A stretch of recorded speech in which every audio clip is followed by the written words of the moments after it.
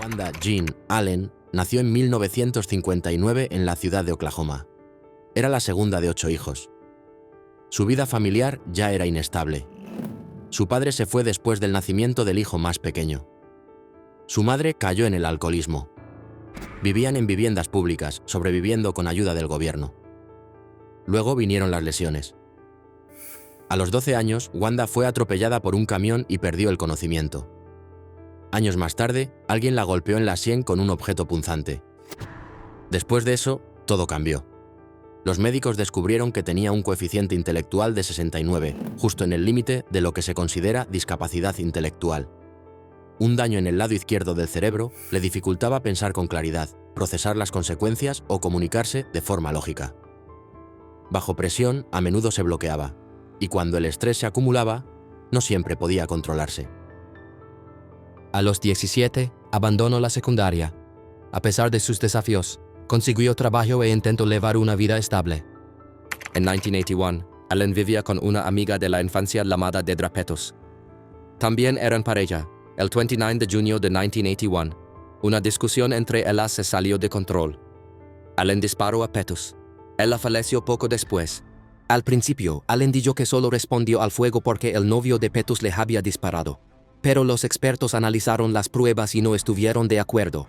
Moretones y marcas de pólvora en Pettus demostraban que Allen la había golpeado con el arma antes de disparar a muy corta distancia. Aún así, los fiscales le ofrecieron un trato. Ella se declaró culpable y recibió una condena de 4 años de prisión. Cumplió 2, pero Allen no había terminado. En 1988, Allen tenía una nueva relación, esta vez con Gloria Jean Leathers, a quien conoció en prisión. Su relación era conflictiva y llena de peleas.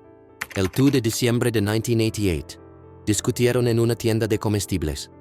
Más tarde ese día, un oficial de policía acompañó a Leathers a la casa que compartía con Allen para recoger sus cosas. Allen le pidió que se quedara a hablar. Cuando Leathers se fue otra vez, golpeó a Allen en la cara con un rastrillo de jardín. Después, Leathers y su madre fueron a la estación de policía de la ciudad de Oklahoma para reportar el incidente. Allen las siguió, diciendo que quería evitar que Leathers se marchara. En el estacionamiento de la comisaría, Allen vio que Leathers aún sostenía el rastrillo. Volvió a su coche, sacó un arma y disparó a Leathers en el abdomen. 3 días después, el 5 de diciembre de 1988, Leathers murió por las heridas. Allen fue acusada de homicidio en primer grado. Durante el juicio, los fiscales dijeron que no mostraba remordimiento y que era un peligro continuo para los demás. Señalaron su condena previa por homicidio involuntario y argumentaron que había mostrado un patrón de comportamiento agresivo. Sus abogados intentaron demostrar que actuó en defensa propia. También querían informar al jurado que Leathers había sido agresiva anteriormente, incluso en un caso previo donde alguien perdió la vida. Pero el juez consideró esa información como rumores, hearsay, y no permitió que se presentara. Una gran duda es si se examinó correctamente el estado mental de Allen. Al parecer no fue así. Su abogado no compartió los resultados de sus pruebas ni su coeficiente intelectual. Nadie le dijo al jurado que ella tenía dificultades para entender o pensar con claridad. Solo después del juicio, en 1995, un psicólogo confirmó que Allen tenía graves problemas cerebrales y dificultades cognitivas y de movimiento, probablemente a causa de sus lesiones pasadas. A pesar de esta información, Allen fue declarada culpable. El jurado señaló 2 factores agravantes: su condena anterior y la creencia de que volvería a ser peligrosa. Fue condenada a pena de muerte. Allen pasó 12 años esperando a que se cumpliera la sentencia. Durante ese tiempo, varios grupos e individuos pidieron clemencia. La Unión Americana de Libertades Civiles argumentó que sus problemas cognitivos y la falta de una defensa legal sólida eran razones para revisar la sentencia. También señalaron que hubo prejuicios por su raza, su situación económica y sus relaciones personales. A pesar de estos esfuerzos, la Junta de Indultos y Libertad Condicional de Oklahoma se negó a modificar la sentencia. El gobernador Frank Keating rechazó la solicitud de aplazamiento. Dijo: "Esto no es fácil porque estoy tratando con un ser humano". El 11 de enero de 2001, la sentencia de Wanda Jean Allen fue ejecutada mediante un procedimiento médico en la Penitenciaria Estatal de Oklahoma, en McAlester. Fue la primera mujer negra en Estados Unidos en ser ejecutada desde 1954. También fue la primera mujer ejecutada en Oklahoma desde que se convirtió en estado. En sus momentos finales, Allen dijo: «Padre, perdónalos porque no saben lo que hacen». Sonrió a uno de los testigos antes de que el medicamento hiciera efecto. 24 familiares de sus víctimas presenciaron el procedimiento. Muchos dijeron después que sintieron un cierre emocional. Su última comida. Pidió una bolsa de papas fritas que le fue entregada. Lisa Ann Coleman nació en 1975. Los detalles sobre su infancia y su familia son escasos. Más adelante, comenzó una relación con Marcella Williams. Vivían juntas en Arlington, Texas. Marcella tenía hijos de una relación anterior. Uno de ellos era su hijo, Davonte Williams. El 26 de julio de 2004, alguien llamó a los servicios de emergencia al departamento que compartían Coleman y Williams. Allí encontraron el cuerpo sin vida de Davonte, de solo 9 años. Pesaba apenas 36 libras, unos 16 kilos, muy por debajo del peso normal para un niño de su edad. Su cuerpo mostraba más de 250 heridas, incluyendo quemaduras y cicatrices. Llevaba un pañal y estaba cubierto de vendajes. El forense determinó que la falta de nutrición fue la causa principal de su muerte. La neumonía también contribuyó. Los investigadores descubrieron que Davonte había sufrido maltrato y negligencia durante un largo tiempo. Lo ataban y no le daban comida. Lo mantenían encerrado en el departamento. Los servicios de protección infantil ya habían investigado el hogar varias veces antes. En 1999, Davonte y su hermana habían sido retirados del lugar debido a denuncias previas de maltrato. Tanto Coleman como Marcella Williams fueron arrestadas por abuso infantil. Pero pronto, esos cargos se elevaron a homicidio capital. ¿Por qué se agravaron los cargos? En Texas, un caso puede considerarse capital si la víctima muere mientras se comete otro delito grave, como privación ilegal de la libertad. Los fiscales argumentaron que mantener a Davonte encerrado calificaba como ese delito, lo que les permitió buscar la pena más alta posible. Marcella Williams aceptó un acuerdo con la fiscalía. Recibió cadena perpetua con posibilidad de pedir libertad condicional después de 40 años. Coleman rechazó el trato y fue a juicio. En 2006, fue declarada culpable de homicidio capital. Recibió una sentencia de muerte ordenada por el Estado. Los abogados de Coleman presentaron varias apelaciones. Alegaron que el cargo no era válido porque Davonte no había sido llevado fuera de su hogar. También dijeron que su defensa inicial no fue lo suficientemente sólida. Todas las apelaciones fueron rechazadas. El 17 de septiembre de 2014, Lisa Ann Coleman fue ejecutada mediante inyección letal en la unidad de Huntsville, en Texas. Fue la mujer número 15 en recibir esta sentencia en Estados Unidos desde 1976. ¿Cuáles fueron sus últimas palabras? Antes del procedimiento, Coleman le dijo a su familia y a sus compañeras de prisión que las amaba. Dijo: «Solo quiero decirle a mi familia que los amo, a mi hijo, lo amo, Dios es bueno, he terminado». Sus últimas palabras fueron: «Los amo a todos». Tomó su último aliento a las 6:24 p.m., 12 minutos después de que comenzara la inyección. Desde 2011, todos los reclusos en Texas reciben la comida estándar de prisión como su última cena. Frances Elaine McLemore Newton nació en 1965, en el condado de Harris, Texas. Era madre de 3 hijos y vivía en Houston. Estaba casada con Adrian Newton, de 23 años. Tenían 2 hijos, Alton, de 7 años, y Farah, de apenas 21 meses. El 7 de abril de 1987, ocurrió algo terrible en su hogar. Frances regresó a la casa acompañada de una prima y encontró a su esposo y a sus 2 hijos sin vida. Adrian tenía una herida de bala en la cabeza. Alton y Farah habían recibido disparos en el pecho. Los 3 murieron a causa de una pistola calibre .25. La investigación reveló que el arma pertenecía a un hombre con quien Frances había estado saliendo. Los investigadores también encontraron una bolsa de papel con la pistola escondida en la casa de un familiar. Frances la había colocado allí poco después del crimen. Un detalle clave llamó la atención. Aproximadamente un mes antes, Frances había adquirido pólizas de seguro de vida por $50,000 cada una, a nombre de su esposo, su hija y ella misma. En las pólizas de su esposo y su hija, ella figuraba como la beneficiaria. Más adelante, Frances admitió que firmó el nombre de su esposo sin su permiso. Dijo que lo hizo para que él no se enterara de que estaba separando dinero para pagar las primas del seguro. En octubre de 1988, un jurado declaró a Frances culpable de quitarle la vida a su esposo y a sus hijos. El juez le impuso la pena más severa posible. Pasó casi 17 años en el corredor de la muerte, esperando una decisión final sobre su caso. Su caso atrajo mucha atención pública.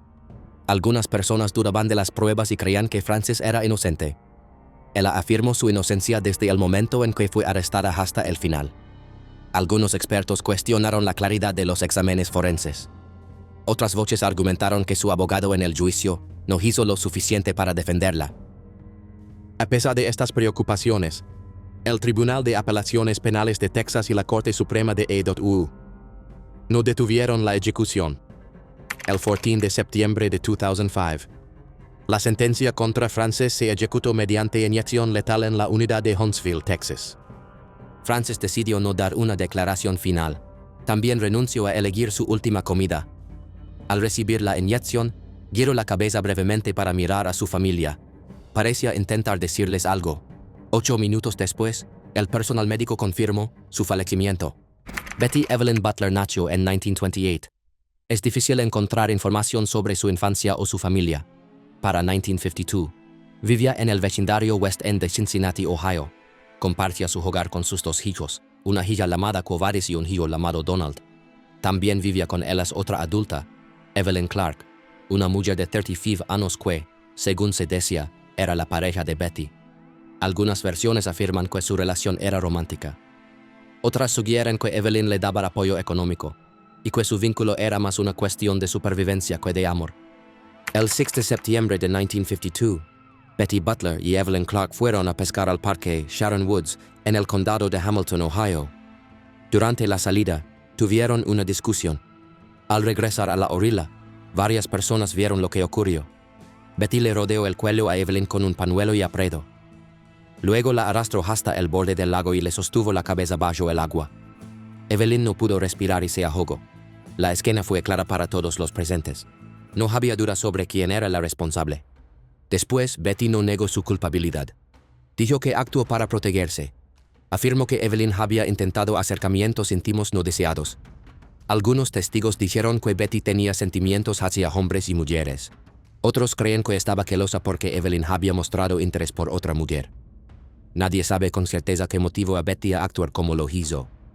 Lo que sí está claro es que su relación con Evelyn era tensa y difícil de entender. Betty Butler fue detenida ese mismo día. En el juicio, alegó que actuó en defensa propia debido al comportamiento de Evelyn.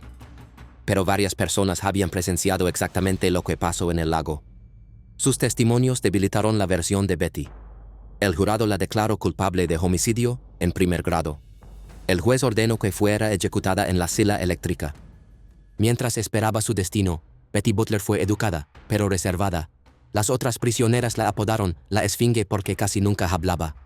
Se mantenía en silencio, no conversaba ni interactuaba mucho con nadie.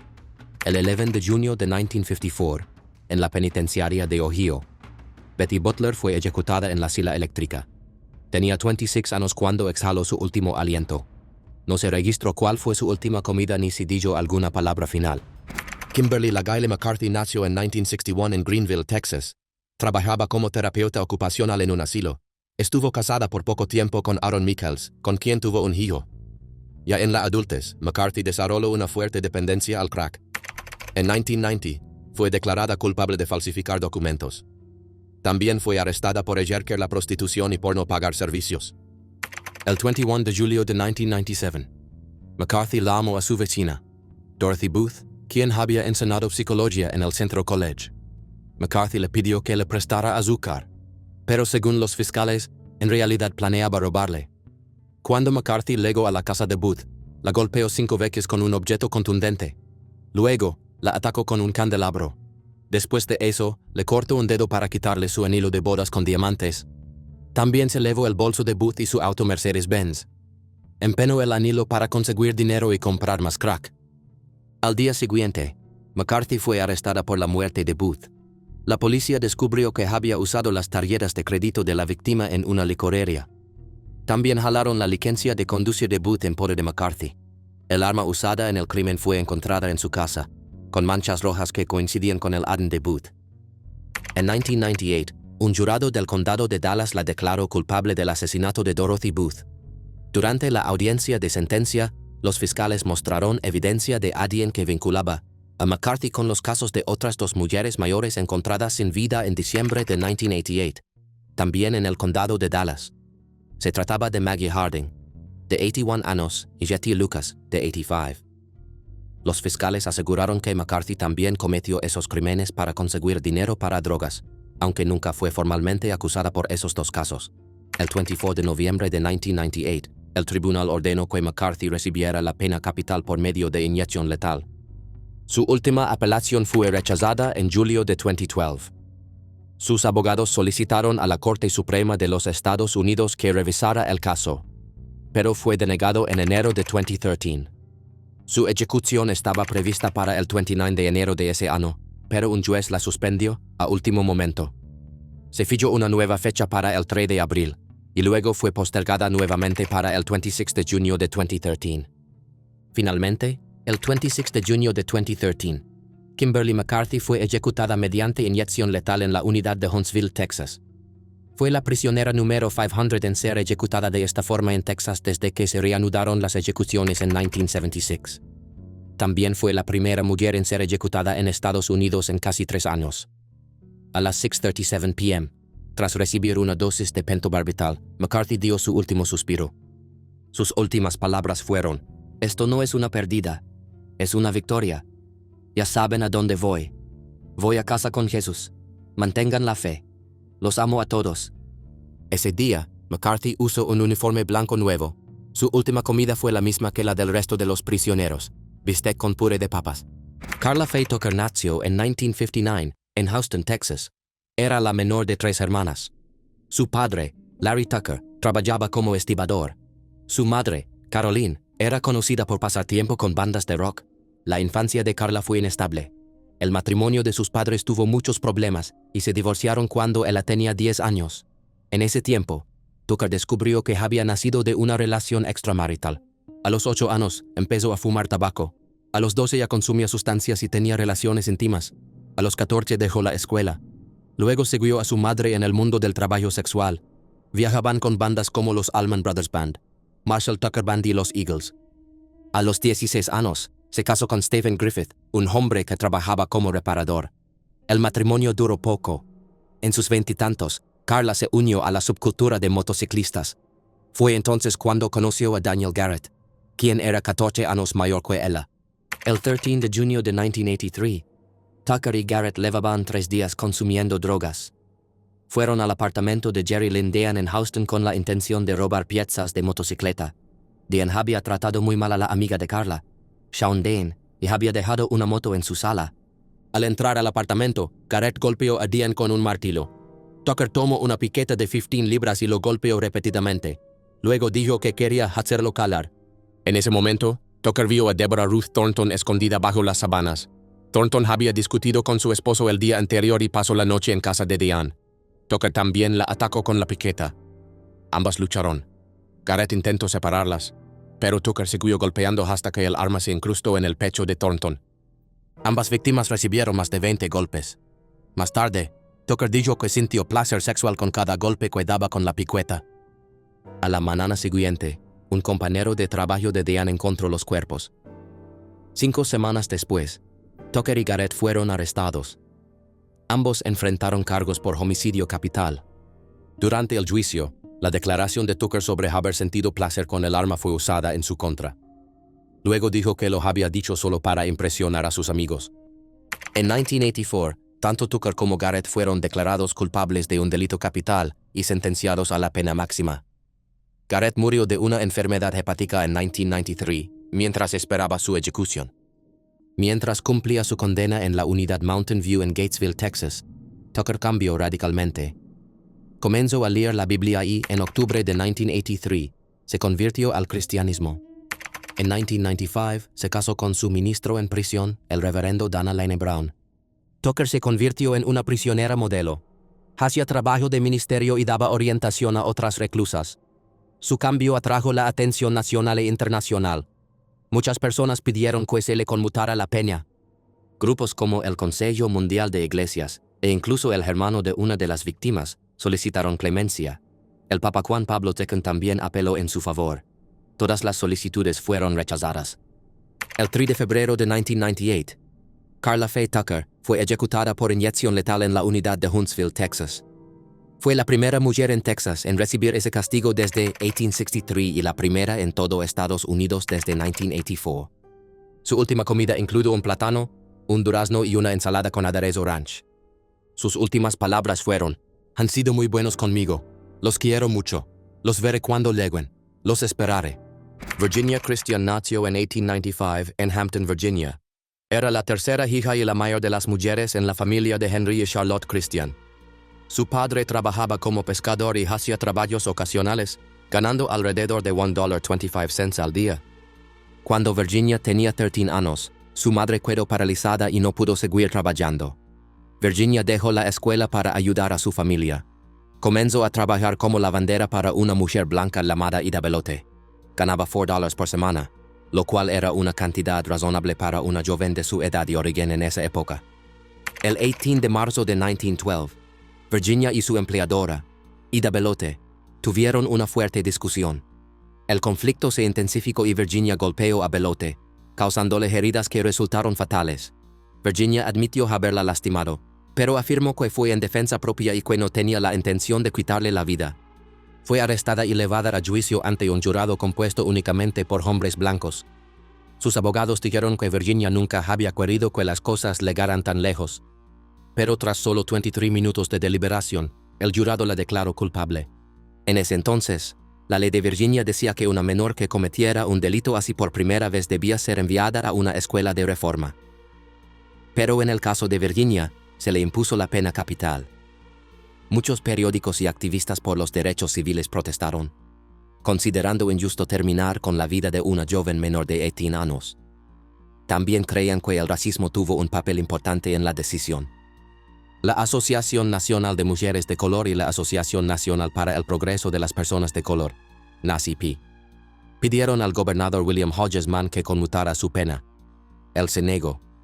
El 16 de agosto de 1912, las autoridades terminaron su vida mediante la silla eléctrica. Virginia murió en la penitenciaria de Virginia. Fue enterrada en el cementerio de la iglesia First Baptist en Hampton. Más de 1,500 personas asistieron a su funeral. En ese momento, Virginia no tenía escuelas de reforma para niñas negras. En 1915, la Federación Estatal de Clubes de Mujeres de Color de Virginia abrió la primera. Se llamó Escuela Industrial de Virginia para Niñas de Color. En 2016, el escritor Ross Howell Jr. publicó una novela titulada Forsaken, que cuenta la historia de Virginia Christian.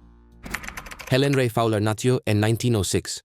Se sabe poco sobre sus primeros años o su fecha exacta de nacimiento. Para principios de la década de 1940, dirigía una pensión en Niagara Falls. También era madre de 5 hijos.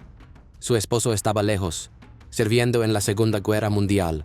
Helen manejaba sola tanto su hogar como el negocio. El 30 de octubre de 1943, un hombre de 63 años llamado William Fowler, algunos documentos lo llaman George, llegó a su pensión.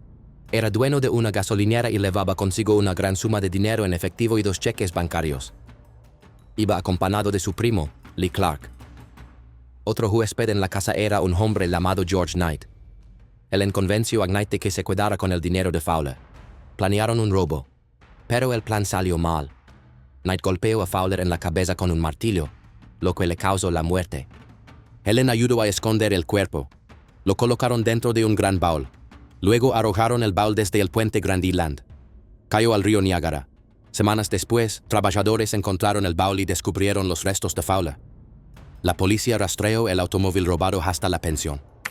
En diciembre de 1943, arrestaron a Helen y a Knight. El motivo era claro: querían el dinero de Fowler. Él no tenía relación con Helen. Había ido a su pensión para gastar dinero. Cuando Knight se enteró de cuánto efectivo llevaba Fowler, y con el impulso de Helen, intentaron robárselo. Todo terminó en tragedia cuando Fowler se resistió. Más tarde, Helen afirmó que había rogado a Knight que se detuviera una vez que todo se volvió violento. Antes de este hecho, Helen no tenía antecedentes penales. Knight, en cambio, ya era conocido por las autoridades. No hay señales de que Helen hubiera hecho algo así antes. Estaba bajo una gran presión para mantener a su familia durante la guerra. Ambos enfrentaron los cargos más graves según la ley de Nueva York.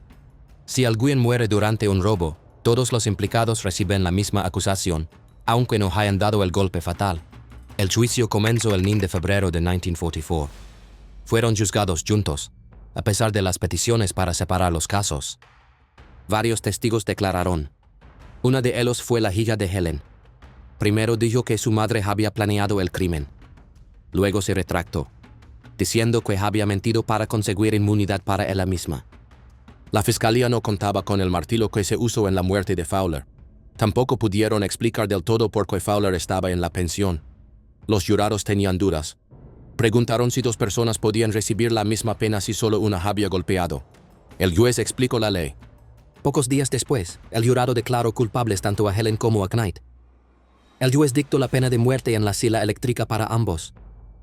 Algunos miembros del jurado dijeron después que no estaban seguros de que ambos merecieran el mismo castigo. Helen tenía 37 años cuando se llevó a cabo su sentencia. Fue la única mujer negra en recibir la pena capital en el estado de Nueva York durante el siglo XVI. Tras perder sus apelaciones, fue ejecutada en Sing Sing el 16 de noviembre de 1944. Knight fue ejecutado esa misma noche. Las últimas palabras de Helen fueron registradas. Dijo, por favor, tengan piedad de mí, por favor, sálvenme la vida. Y antes de ser llevada a la silla agregó, por favor, sálvenme la vida. No he sido una molestia para la sociedad. Lorraine Allison Hunter nació en 1956. No se conoce mucho sobre su infancia ni sobre su entorno familiar. Sin embargo, a lo largo de los años, se casó varias veces. Su segundo esposo, Albert Thomas, era un conductor de camiones de 56 años. El 4 de noviembre de 2009, fue encontrado sin vida en el área para dormir de su tráiler. El camión estaba estacionado en un terreno de tierra en Moreno Valley, California. Al principio, Lorraine dijo que Albert estaba desaparecido, pero pronto, la historia empezó a cambiar. Los investigadores descubrieron algo más. Lorraine había contratado múltiples pólizas de seguro de vida a nombre de Albert. En total, sumaban más de $750,000. El pago se duplicaba si la causa de muerte no era natural.